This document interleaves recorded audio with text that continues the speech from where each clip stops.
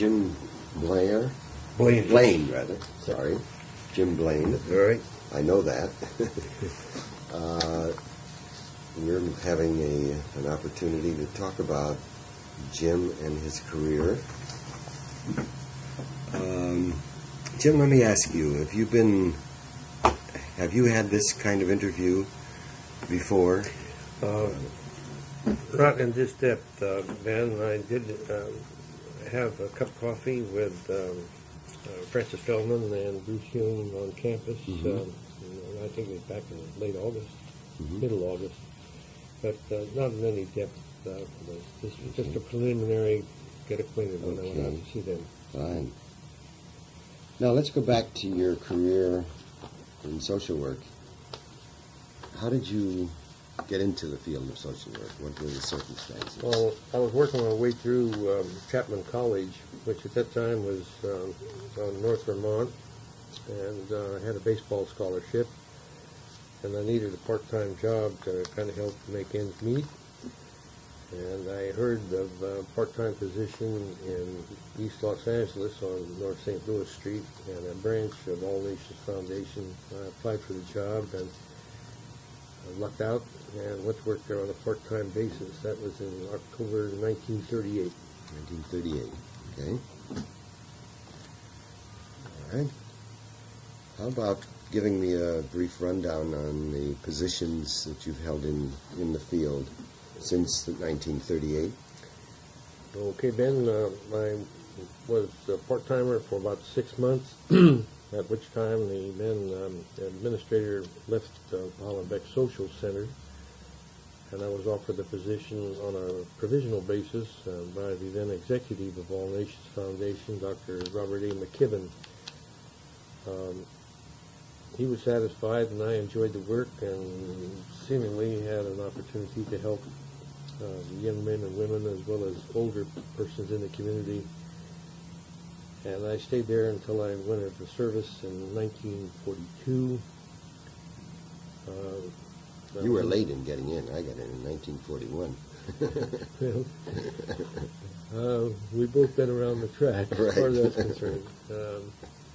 When I went into service, I returned in 1945 and was offered a position to come back at the mother agency, which at that time was All Nations Foundation on East 6th Street, 824 East 6th Street in Los Angeles.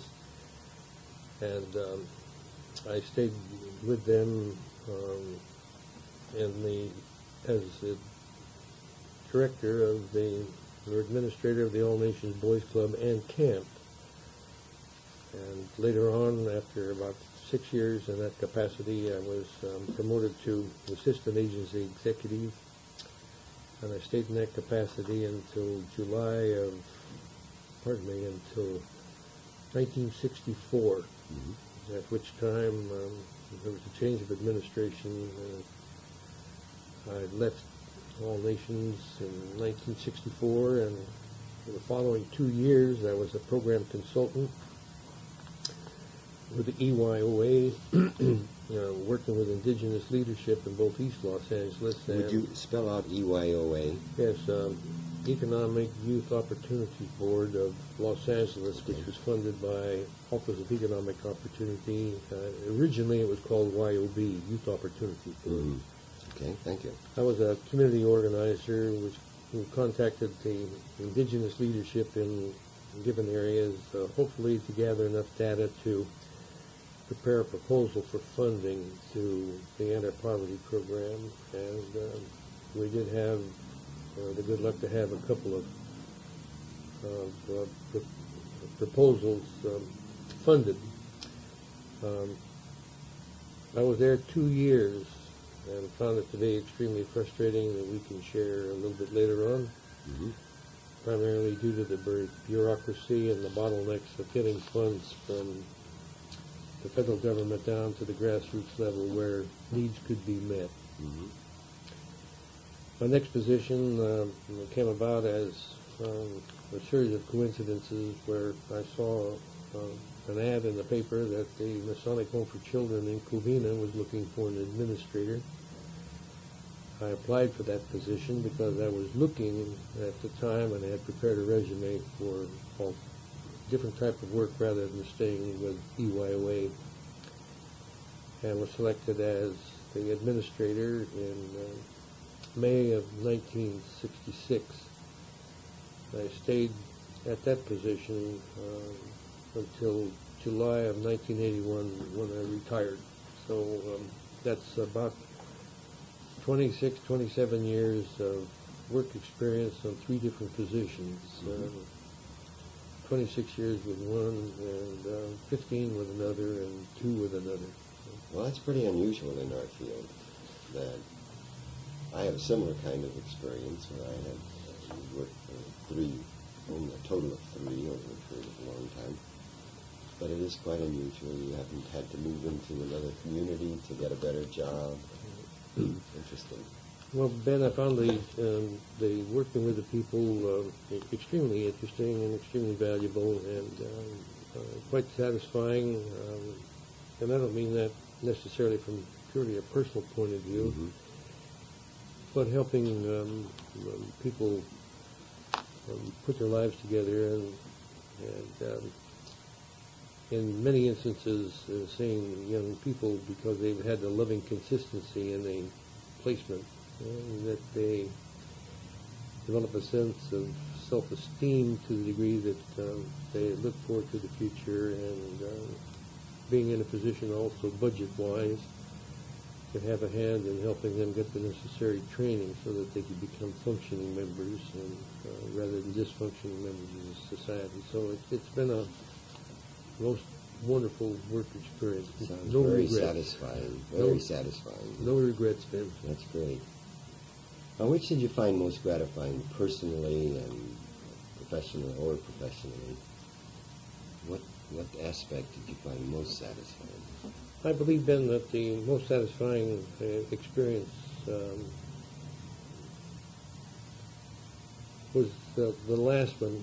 Now, these will have to be not necessarily in order named. I think the dream of any social worker, especially working with children, has always dreamed about having a budget that was adequate to really meet the needs of the people with whom you were working, with the children with whom you were working.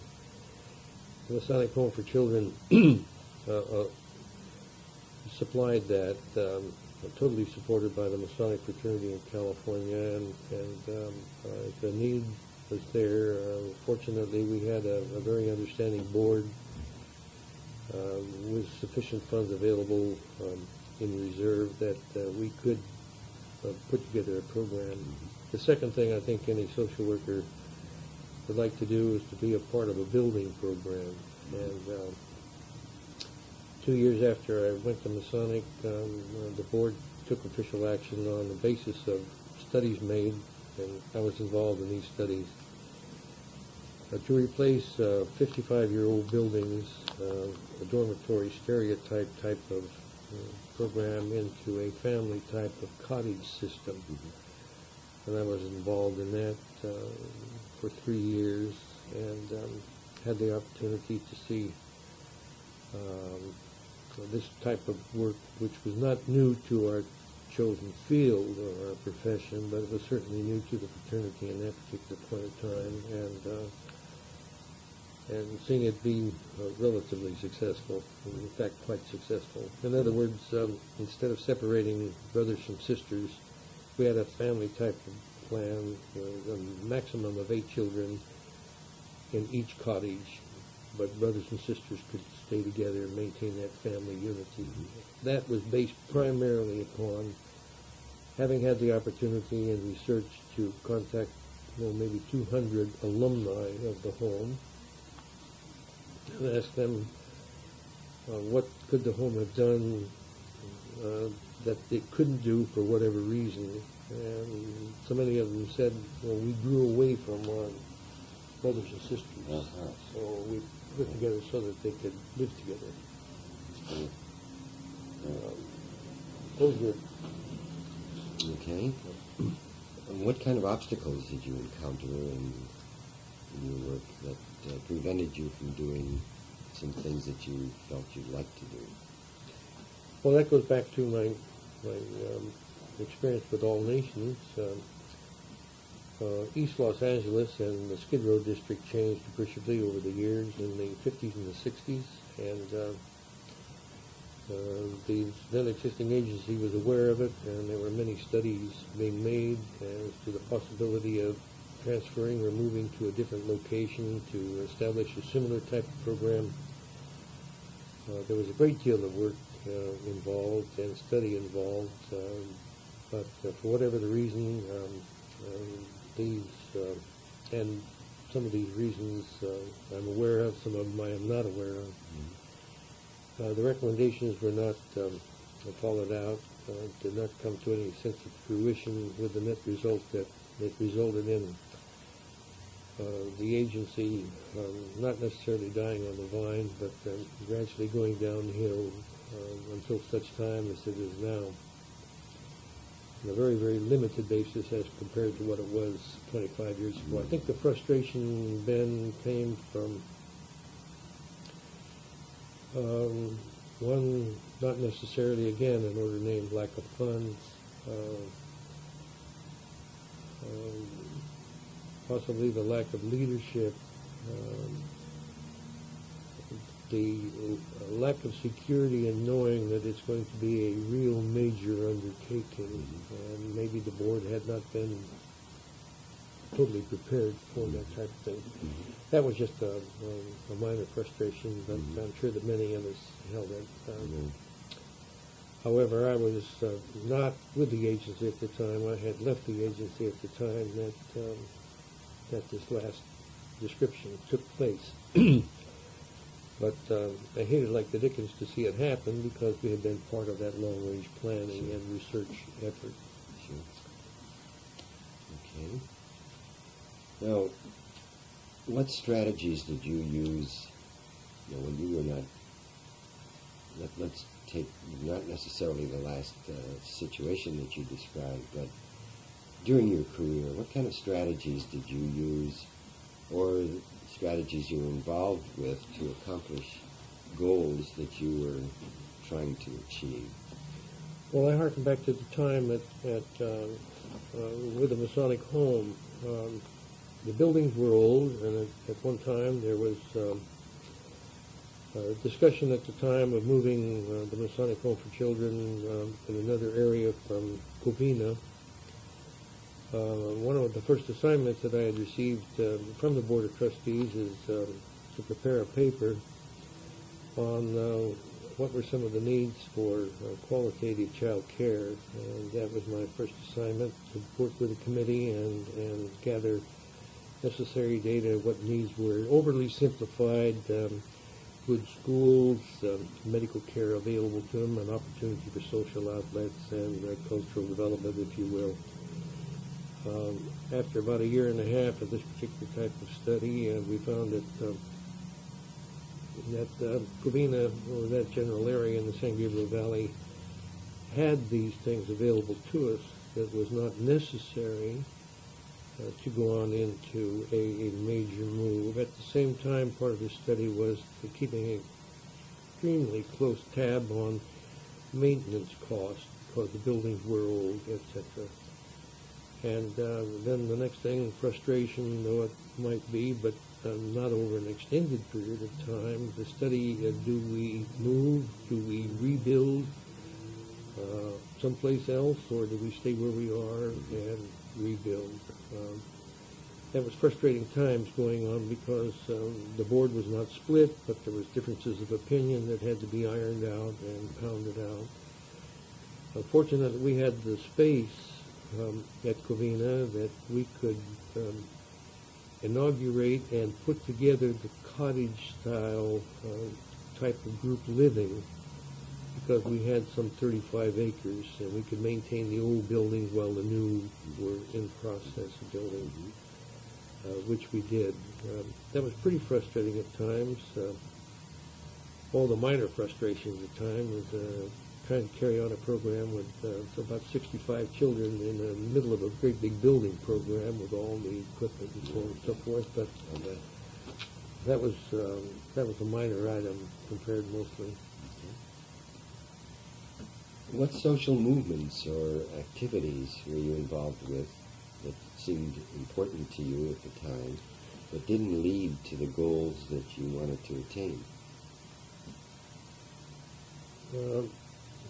Ben, I think it goes back, again, we go back to my experience with EYOA. That was terribly frustrating because when the Economic Opportunities Act was first implemented, it was fundamentally sound, and with indigenous leadership and working with the leaders in various communities, the frustration came from the bureaucratic red tape that we had to go through, and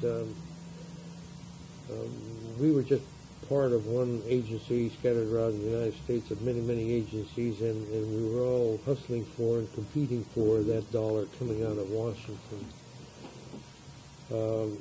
It was terribly frustrating, especially from the standpoint of the people who had given so much of their time in the community that we're unaware of, and we could not fully explain to them all the processes that go through from city to county to state to the federal government. That was very, very frustrating. But we soon found out, and it was one of the reasons we left, man. It was beating our brains up against a brick wall, and many of us just became terribly frustrated with the bottlenecks that were put in our way, and that was probably the biggest career frustration that I had felt. What is your view about measures that social work professionals can undertake to affect programs and policies that would be more or less effective if pursued by volunteers, legislative, or other leaders, and so on? Could you talk about that, Jim? Well, Ben, I personally think that our professional organization, NASW, is doing a pretty remarkable job through its PACE program, through our publications and its NASW bulletins that come out to us. Keep us apprised of what's going on nationally as well as internationally to a degree. And then our own publication here in Southern California or in California, we're kept pretty well aware of some of the cutting edges that are happening in our field of social work. And fortunately, we have many extremely skilled and experienced practitioners who are in a position to not necessarily lobby, but to interpret to some of our elected officials what this means at the grassroots level. One particular instance that was very interesting to me, and in a very minor way I was involved in it, and that is when Title 22 was written by our state legislature with the rules and regulations governing children's homes. Fortunately, we had a group of social workers that were in the field, and we had an opportunity to have a couple of three social workers sit in with the planning committees who wrote the legislation in Washington, or in Sacramento, pardon me, not Washington. It was a very, very difficult job for them, but that was one of the frustrations. But a classic example of legislators and politicians going to the people who have had the expertise or the experience on the grassroots level and listening to them and asking questions to them, so that Title 22 we lived by, but it was a nice feeling to know that many of the rules, regulations, sections in this Title 22 had some input from the practical standpoint from the practitioners that were involved in the field. That was good. Mm-hmm. I would hope that we could do more of that. But what do you think has been the impact of the activities that you were involved in on California as a whole, and programs in other states or the nation? Think that your work has had any impact on the total scene? Ben, that's a real loaded one. I'll have to say it from a personal standpoint.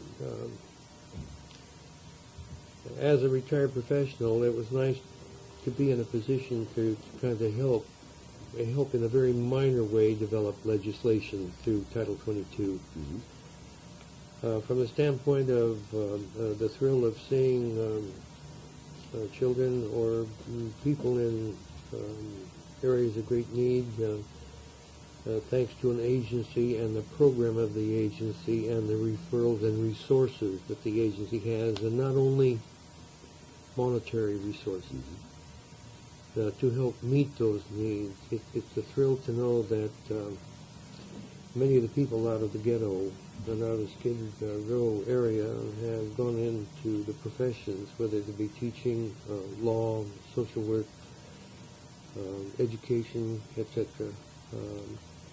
I think being in a position, Ben, to help meet some of those needs or have access to ways of opening doors so that the people with encouragement and with help can find a way and become happier themselves. It's kind of a hard question to answer, yes, Ben, but it's a feeling one gets. It's a feeling one gets from remembering children in the 30s and keeping in touch with those children in the 30s, to be invited to weddings, to christenings, to homecomings, to warmings, to family reunions, and having a relationship over 60 years that you feel very, very comfortable to invite 8 of them to your 50th wedding anniversary with your wife. That's who great. remembers. Yeah, That's really good. highly personal, Yes, I know, but yes, but that's a great thing. yeah. Okay. What significant changes have you observed between social work practice when you entered the field and today?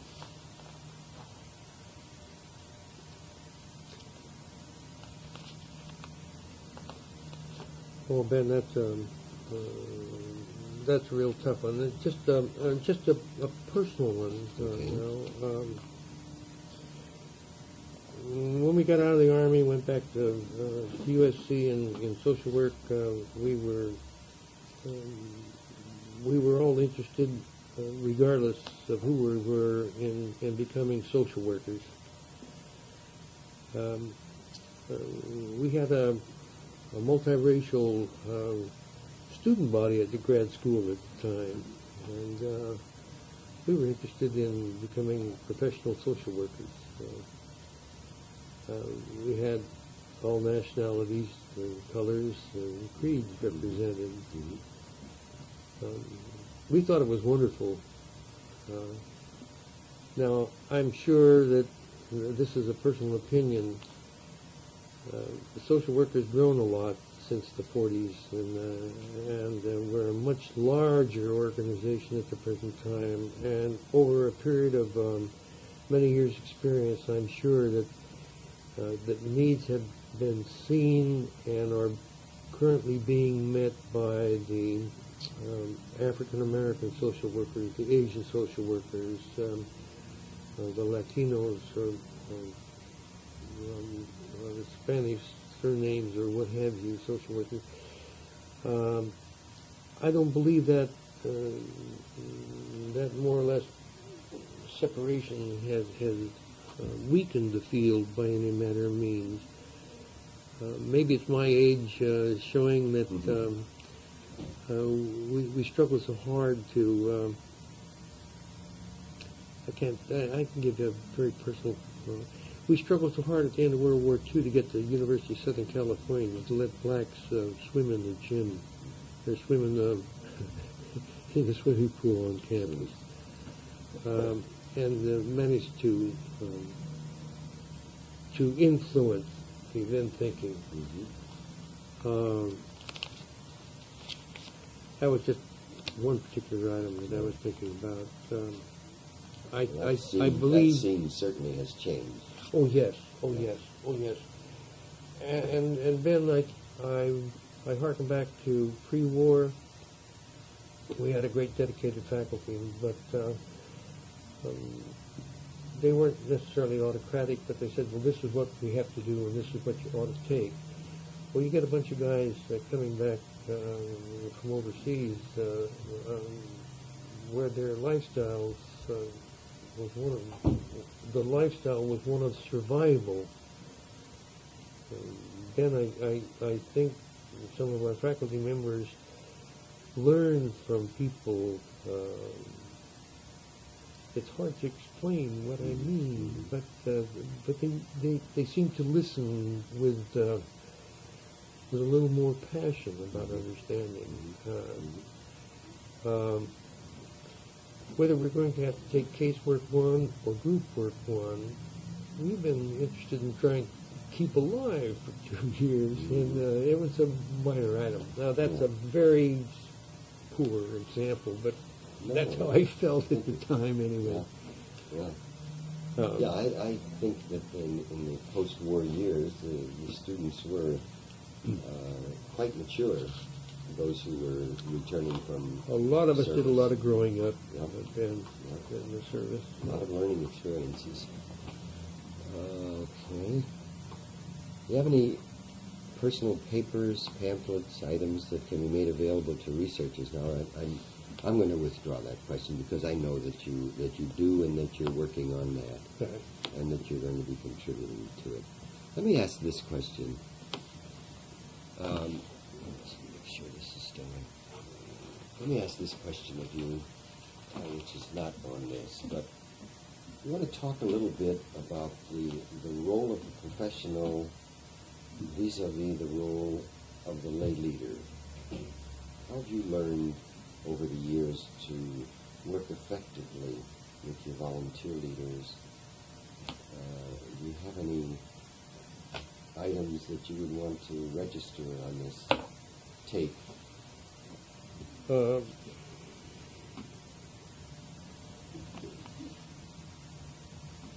I feel I'll have to use a couple of examples, Ben, if I may. When I was at the Masonic home, we had children come to us as a result of parents being terminally ill. This was before a hospice program became as well known as it is at the present time, though we did have institutes and all-day meetings and so on and so forth, which I was fortunate to attend.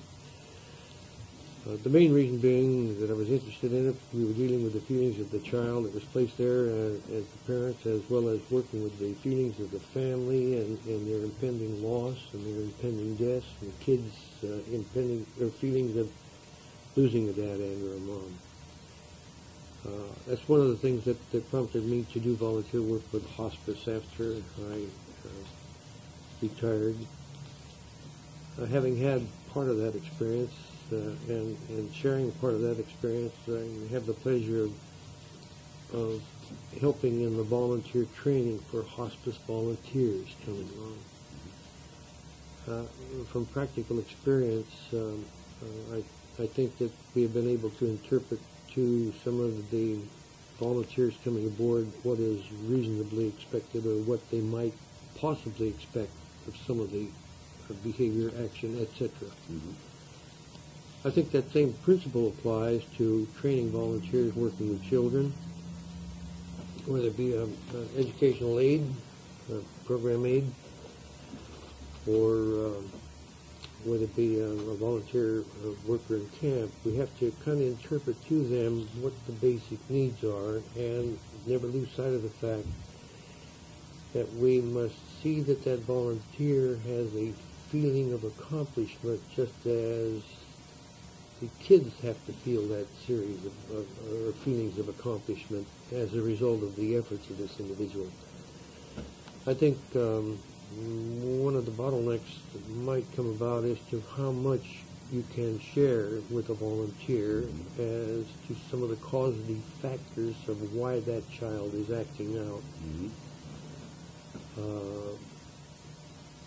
And this is where I think that the professional training that we have, plus the practical experience that we have, is extremely helpful. I think they call that confidentiality of records, which we have lived with constantly. That's not a very good answer, Ben, but I hope it would suffice. There is a great need for volunteers. I've been amazed at the numbers of volunteers of 18 years of age and under. We call it intergenerational relationships today. Kids ought to, all things being equal, it's valuable for children to have some kind of a role model or a grandfather figure. Many of them don't have and have never had. It's good to see younger children being accepted into the homes for the elderly, because some of the old timers just get and say, hey, we want to hear the nice screeches and the enthusiastic yelling of little kids. We need that. We miss that. It's also a learning experience for the children to be aware of having to repeat or talk quiet or talk slowly to people who are hard of hearing. Or it's kind of hard lots of times for children to develop the type. As I recall, Ben, we were talking about children forming happy relationships with the elderly people. It's kind of hard at times for sometimes elderly people to feel comfortable when younger folk come in and want to give them a hug and a kiss goodbye. That can be a two-way street, however. But there's a great sense that we sometimes overlook, and that's that sense of feel. And that's why I think, among other things, that hugging today, a hug doesn't cost anything, it goes along with a good smile, etc., and it seems to be a good, solid, positive thing. If you start talking about children and intergenerational relationships, they probably wouldn't know what you want to, or even are trying to talk about. But in my experience, ever so many children have not had the opportunity to know a grandfather figure or a grandmother figure, and have not had too much of an experience to realize this aging process that takes place. It was brought to mind one time when we took some children from the Masonic home up to the Masonic home for the elderly, and when we came back, some of the little kids came around and said, well, gee, all those people up there were real old, Mr. Blaine. And one little guy, with all the sweet innocence of an 8-year-old kid, are you going to be old like that someday, Mr. Blaine? And we have an opportunity to interpret a little bit about the aging process. Oh, and then you mean I'm going to be old like that someday too. So the ethical moment, if you will, or whatever the life's experiences might be, I believe that these are some of the things that sometimes we overlook. Right. Sometimes we overlook. Now, looking back at your life and your career, you feel that was the choice that you made to go into this field was a good choice. Any regrets about entering into the field? Any thoughts that you might have done better in a different field? You want to speak to that a bit? Ben, no regrets. And my years' experience working with children and adults, no regrets. There have been many times it's been terribly frustrating, and overly simplified. I've mentioned so many times and talked to other workers. I think the type of work that we've been in, Ben, you have to have a few tears to really appreciate all the joys. And I think you have to have a few of the frustrations and live through them and learn by them, to again fully appreciate the quote successes, if you will.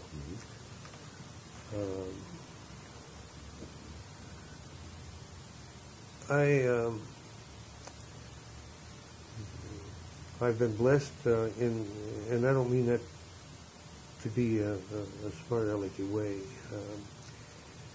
I have had the opportunity to contact people who touched my life in a very meaningful way in years past, and in most instances I had the opportunity to tell them at the time how much their influence had meant to me. Some of them I didn't, or forgot, or couldn't, or whatever the reason. It's a big thrill now in retirement to have the opportunity to go out and touch bases with these people and tell them how much they have meant to you. Sometimes you have to wait years to fully appreciate that little moment. My wife and I just returned from a trip to Denmark and Europe, in England, and back to Germany and Hungary and Austria. We were house guests of a gentleman and his wife who I remember Christmas Eve 1943 singing Christmas carols to us at Ascot, England. We exchanged snapshots and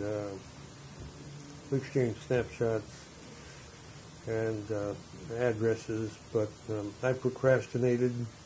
I could rationalize that about being a busy social worker, but for 37 years,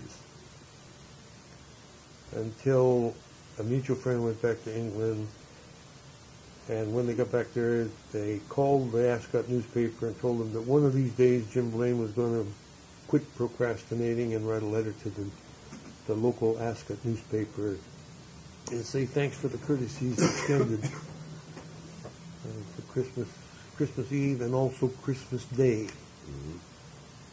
This lady went back and called the newspaper, and they printed it, and the following day she had a telephone call from the 15-year-old Boy Scout who, after singing Christmas carols to us, he and his brother and a bunch of other kids, we took him to Red Cross Hut, and we had donuts and cocoa. And out of that, I had an opportunity and was invited to have Christmas dinner with them in 1943. He remembered me, and we remembered him, and with the net result, since 1981, we have seen one another every 2 years and relived a lot of. Now, no regrets. Of course, facetiously, that's one good thing that came out of World War II, man. But you know, there are many other things, of course. But it's been a most wonderful work experience. I feel very privileged and very proud, modestly proud, but no regrets then. It's been a wonderful life, and there's a couple of other things that are highly personal again, but when we start talking about having an influence and not knowing just exactly what the influence is, it's nice to go to a 50-year reunion and find people who possibly you had an influence on them, that they too are MSWs or retired social workers or are still working as social workers. So that's purely personal, but nonetheless a real meaningful experience. Yes. Yes. Okay. Any other things you'd like to add, Jim? Well, I hope that feel free to just. I hope that as a sort of a retread board member at All Nations Foundation, that we will have an opportunity to bring more of the archives, historical archives of social work in Los Angeles primarily, as well as some involved in the state, The board at All Nations is looking with favor upon sharing data that has been amassed at All Nations with the School of Social Work and Arlene Johnson Library, so that people would have access to these files for research, etc. There's 75 years of some of these archives, and we hope to add a couple of 3 more boxes to them in the very, very near future. And Ben, it's nice having had contact with you, and by phone and also by mail. And then when I meet you today, I remember you from the time that you spent with Jewish Senators Association, Jewish Big Brothers, and many, many mutual friends, and a lot of reminiscing. And I want to thank you for your patience and allowing me to come out and share the day with you. Oh, I thank you for taking the time to come out. I saw your calendar, and you're retired, but you have a very busy calendar, and I appreciate the fact that you came a long distance to meet with me. And on behalf of the Archives Group, the California Social Welfare Archives, I want to tell you how much we appreciate this, and this will be very useful to us. It's nice to be here, and we hope to see you Thursday, a little before noon, on campus. Right. Thanks a million, Ben. Okay, Appreciate it thank very you. much. Right.